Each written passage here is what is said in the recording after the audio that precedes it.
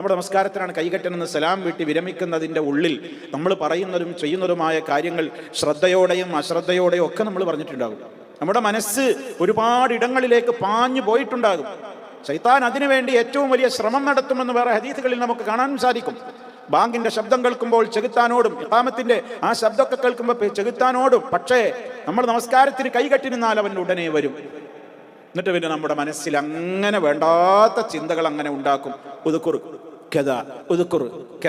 നീ ഇന്ന വിഷയങ്ങളൊക്കെ ഇപ്പോൾ ഓർത്തോ, ഇന്ന വിഷയങ്ങളൊക്കെ നീ ഓർത്തോ. നമ്മളുടെ മനസ്സിൽ ആ നിസ്കാരത്തിന്റെ മുമ്പോ അല്ലെങ്കിൽ അന്നത്തെ ദിവസത്തിലോ വരാത്തൊരു 100 കൂട്ടം ചിന്ത വെറുതെ ആ സമയത്ത് ശൈത്താൻ കൊടുന്നാൽ ഇടുകയാണ്. ഇത് വലിയൊരു ഫിത്നയാണ് സഹോദരങ്ങളെ. അള്ളാഹു നമ്മെ കാത്തുരക്ഷിക്കുമാറാകട്ടെ. ശൈത്താൻ കൊണ്ടുവന്ന് ഇടുകയാണ് നമ്മൾ ആ കൈകെട്ടിയാൽ മുതൽക്ക്. പിന്നെ വേണ്ടാത്ത ഒരുപാട് ചിന്തകൾ. അങ്ങനെ നമ്മളങ്ങനെ അശ്രദ്ധമായിട്ടാവും ഫാത്തിഹ വരുന്നത്, ദിക്റുകൾ ചൊല്ലുന്നത്, സുജൂദ് റുകൂഉകൾ നിർവഹിക്കുന്നത് ഒക്കെ യാന്ത്രികമായിട്ട് അങ്ങനെ നിർവഹിക്കുന്നുണ്ടാകും. പലപ്പോഴും ഇമാമിന്റെ പിന്നിൽ ജമാഅത്തായിട്ടൊക്കെ നിർവഹിക്കുമ്പോൾ ഇമാമിനെ ഫോളോ ചെയ്യുന്നു നമ്മൾ എന്നുള്ളതിനാൽ നമ്മൾ യാന്ത്രികമായിട്ട് അങ്ങനെ ചെയ്യുന്നുണ്ടാകും. ഒറ്റക്ക് നിസ്കരിക്കുകയാണെങ്കിൽ തെറ്റിയിട്ടുണ്ടാവും. മറ്റൊരിപ്പോൾ തെറ്റൂല, കാരണം ഇമാം എന്താ ചെയ്യുന്നത് അതേപോലെ അങ്ങനെ ചെയ്തു പോകുന്നുണ്ടാവുമല്ലോ. ഒറ്റക്കാവുമ്പോൾ നമ്മൾ തെറ്റും. അപ്പൊ അതൊക്കെ എന്തുകൊണ്ടാണ്? നമ്മുടെ നിസ്കാരത്തിൽ വരുന്ന അശ്രദ്ധകളാണ്.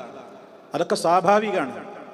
അതിൻ്റെയൊക്കെ അളവ് കുറഞ്ഞു കിട്ടാനും എത്രത്തോളം ഏകാഗ്രത നമ്മുടെയൊക്കെ നിസ്കാരത്തിൽ വരുത്താനാകുമോ അത്രത്തോളം വരുത്താനുമൊക്കെ പ്രാർത്ഥിക്കുകയും അതിന് വേണ്ട ചില മാർഗങ്ങളുണ്ട്, ആ മാർഗങ്ങളൊക്കെ സ്വീകരിക്കുകയും ചെയ്തുകൊണ്ടാണ് നമ്മളൊക്കെ നിസ്കരിക്കേണ്ടത്.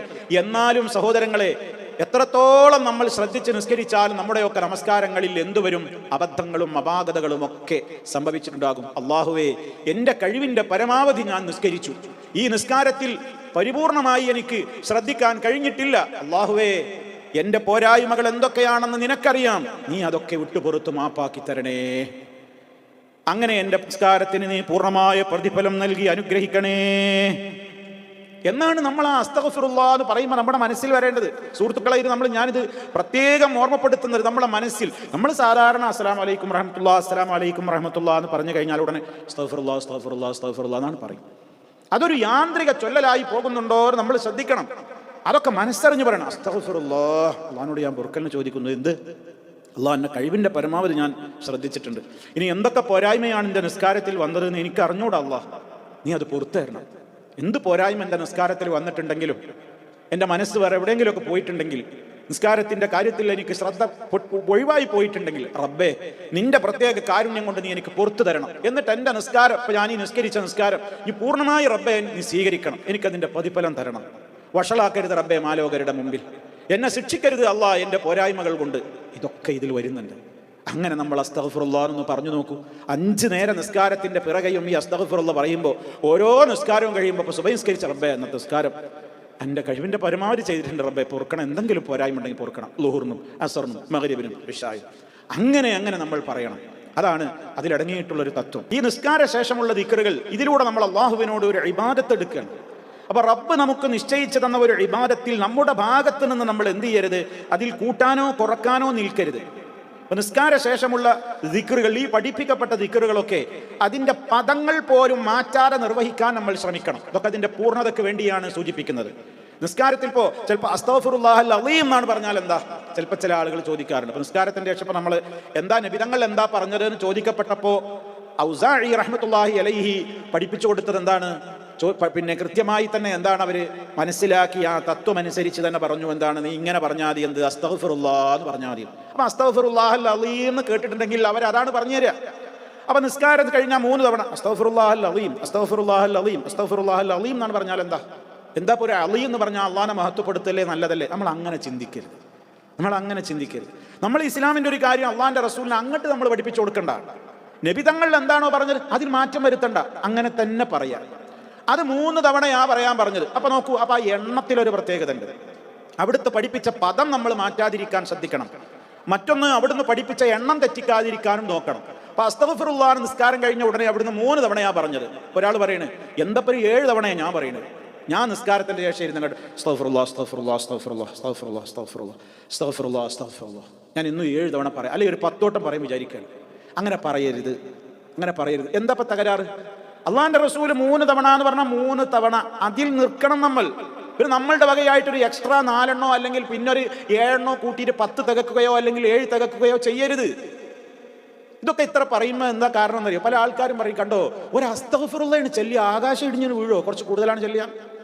നിങ്ങൾ നോക്കൂ, നബി സല്ലല്ലാഹു അലൈഹി വസല്ലം പഠിപ്പിച്ച പദത്തിന് പ്രത്യേകതയുണ്ട്. ആ ബർക്കത്ത് അവിടുന്ന് നാവ് കൊണ്ട് നമുക്ക് പഠിപ്പിച്ചിരുന്ന ആ പദങ്ങൾ അത് അങ്ങനെ തന്നെ ചൊല്ലുക.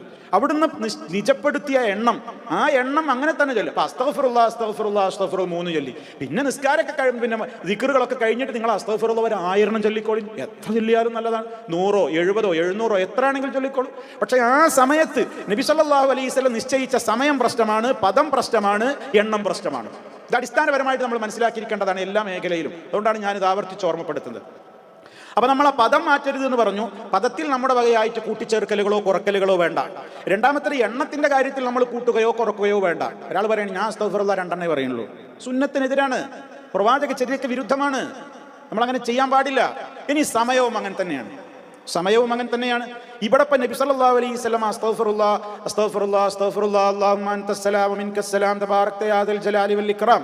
ഇത് പറഞ്ഞത് എപ്പോഴാ? ഫർള് നിസ്കാരത്തിന്റെ പിറകെയാണ്. ഒരാൾ പറയണേ ഞാൻ വിത്ർ നിസ്കരിച്ച് കഴിഞ്ഞാലും ഇതന്നെ പറയും, അസ്തഗ്ഫിറുല്ലാഹ് അസ്തഗ്ഫിറുല്ലാഹ് അസ്തഗ്ഫിറുല്ലാഹ്. അങ്ങനെ സുന്നത്താണെന്ന് വിചാരിക്കുകയാണ് ഒരാൾ. തെറ്റാണത്. വിത്ർ നിസ്കാരത്തിന്റെ ശേഷം ഇതല്ല പറയാൻ പഠിപ്പിക്കപ്പെട്ടത്. വിത്ർ നിസ്കരിച്ചിട്ട് ഇത് പറയാ. അല്ലെങ്കിൽ റവാത്തിബ് സുന്നത്ത്. ഇപ്പോൾ ലുഹുർ നമ്മൾ ഫർദ് നിസ്കരിച്ചു, ലുഹുർ അപ്പോൾ നമ്മൾ അസ്തഗ്ഫിറുല്ലാഹ് പറഞ്ഞു. അപ്പോൾ ഒരാൾ പറയണത് ലുഹുറിന്റെ ശേഷമുള്ള 2 റക്അത്ത് സുന്നത്ത് ഞാൻ നിസ്കരിച്ച് കഴിഞ്ഞിട്ടും ഞാനിത് പറയും, ഞാനത് പതിവാക്കലുണ്ട്. ഒന്ന് സുന്നത്ത് നിസ്കാരം കഴിഞ്ഞിട്ട് ഒരാൾ പറയും അസ്തഗ്ഫിറുല്ലാഹ് അസ്തഗ്ഫിറുല്ലാഹ് അസ്തഗ്ഫിറുല്ലാഹ് അല്ലാഹുമ്മ അൻതസ്സലാം. അതും നമുക്ക് പാടില്ലാത്തതാണ് സഹോദരങ്ങളെ. അപ്പൊ നമുക്ക് മനസ്സിലായില്ലേ, നബി സല്ലല്ലാഹു അലൈഹി വസല്ലമ പഠിപ്പിച്ചിടത്ത് നിൽക്കലാണ് നമ്മുടെ വിനയം. അതാണ് ഇത്തിബാൾ, അതാണ് നബി തങ്ങളെ അനുധാവനം ചെയ്യുക, പിൻപറ്റുക എന്ന് പറയുന്നതിലെ പൊരുൾ അതാണ്. പിന്നെ എണ്ണവും കണക്കൊന്നുമില്ലാതെ നമുക്ക് എപ്പോഴും ചൊല്ലാവുന്നതാണ് ഇതൊക്കെ. അസ്തഗ്ഫിറുല്ലാഹ് അല്ലാഹുമ്മ അൻതസ്സലാം ഒക്കെ നല്ല ദിക്റുകളാണ്. അതൊക്കെ എപ്പോഴും നമുക്ക് ഏത് സമയത്തും നിർവഹിക്കാം. അത് നിങ്ങൾ തെറ്റിദ്ധരിക്കരുത്. അപ്പൊ സമയം, പദം, എണ്ണം അതൊന്നും നമ്മുടെ വകയായിട്ട് നമ്മൾ മാറ്റുകയോ അല്ലെങ്കിൽ കൂട്ടുകയോ കുറക്കുകയോ ഒന്നും ചെയ്യരുത്. ഇതും ഇതിൽ പ്രധാനമായൊരു കാര്യമാണ്.